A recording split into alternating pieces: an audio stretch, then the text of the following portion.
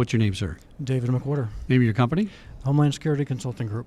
That's a really good name. You must have got that a long time ago. I did. I was tired of explaining to people what I do for a living when I gave them the names of some of my other companies. Yeah. So when I started my own, I said, you know what, I'm just going to call it exactly what it is. That's fantastic. So no one ever asked me anymore, but what do you do? So, Very good. Well, I'm going to have to ask you, what do you do? So Okay. go ahead, tell us what you guys do. Sure. Primarily, what I work on is Safety Act applications for my clients. The Safety Act is part of the Homeland Security bill from, after 9/11. And it gives incentives to companies to produce and deploy counterterrorism technologies. Right. And this comes into play in a recent case. We won't mention the case, but we know what that case is, involving a mass shooting. That's right. And part of the act is to kind of, get best practices in place. And if you do these things, the government says, you know what, maybe we're not going to be fully responsible for everything, or not going to be liable for everything. That's kind of the general idea, right? That's certainly one piece of it. If you are a company that provides a service or is open to the public, then following the best practices and demonstrating to DHS that you in fact follow them and have a good quality control process in place can give you as a venue owner some liability protections. It's used more by product companies and service companies directly, such as a security guard company or a detection company for, it could be anything from chemical to that's interesting. to intrusion detection, anything along those lines. Now, is this a higher bar than, say, ISO 2800? Well, it is. It's really a completely different animal. Okay. There is a separate evaluation process with separate criteria.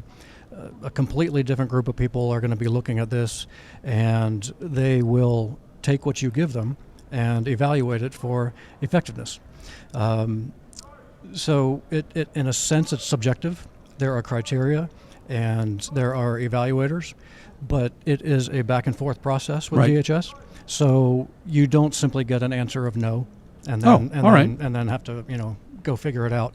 You will get back very detailed instructions as to what they found lacking and what you might do to accommodate or make up for that next time you want to apply. That's a pretty complex process then. It is. Their evaluation takes about 4 months. Yeah. Getting an application ready to do that can take anywhere from a couple months to over a year, depending on what your company already has in hand in terms of policies and procedures and quality assurance, those sorts of things. It reminds me when I did some security for the ports on cruise ship terminals. We had a guard company down there, and then we had to work with the Coast Guard on their plan. Right, you had to have your own plan. I forget what they call it, the technical security plan or what it was. And that was really good working with the Coast Guard and stuff. Like you said, they didn't shut you down. They said, you know what, you need to do what you can do to the most effectiveness. In other words, it wasn't just one standard. It was kind of what's your highest standard. I thought it was really interesting. Yeah, that's right. And that's similar to what they look for when they're evaluating your application. You tell them what you do and how you know it's effective. Right. And they may say that meets our standard, even though there isn't a line in the sand, or we'd like to see some more. And the Act itself has a couple major benefits.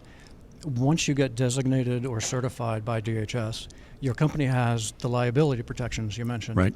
So if an event occurs that is deemed a terrorist attack and your equipment or service had been deployed at that site and the lawsuits start flying at you, the Safety Act comes in and limits your liability to an amount that is typically what you can insure. So instead of being sued and successfully sued for $1 billion, it might be more like 10 million. Right. Something that you can actually handle and go on to deploy the next day. The other piece of it is as a designee under the Safety Act, your customers have complete immunity for any supposed failure of your product or service. Oh, well, that's interesting. So in the event of a lawsuit, only you, your covered company, can have lawsuits filed against it, not the customers and the other ancillary folks. And so it creates one cause of action, and that group has the liability protections. So it's great for marketing and making sure your customers have liability protection. Now, this is kind of similar to a private company outsourcing their security to a contract company, which I used to run one of them, right? I'm shifting liability that way, right? where are we shifting liability here? Ultimately, the victim doesn't get all liability taken away from them, or potentially, but where do they try to recover then? If you're indemnifying all these people, the victim needs to recover from somebody. That's right. It's a give and take, and they realized this when they put the law into effect, when they wrote this law. The idea being, first of all, if it's a big enough event, something on the scale of 9/11, there's going to be a compensation fund. So there will be Makes that sense, pool of right. money for victims. But something that's on a smaller scale, but still, has great impact.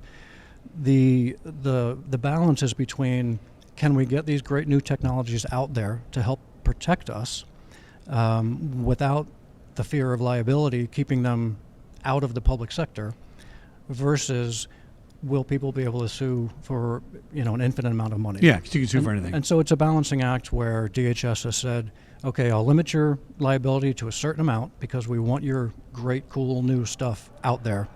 And the public benefits from having it out there, but they do have a limitation on what they might recover from lawsuits. Well, I mean, it makes sense because if I am putting in the latest, greatest thing, the idea is I'm not going to have these things happen. Right? I lower my probability of those things happening. That's right. So there's a balance on that, too. It makes a lot of sense. Okay, name one more time, sir. David McWhorter, And name of the company, website. the Homeland Security Consulting Group. Fantastic. Thanks Thanks for coming on the show. Very, very interesting. Growing right. business? Yes, absolutely. Yeah, very interesting. Back in a minute here, GSX 2019 in Chicago with Security Guide TV.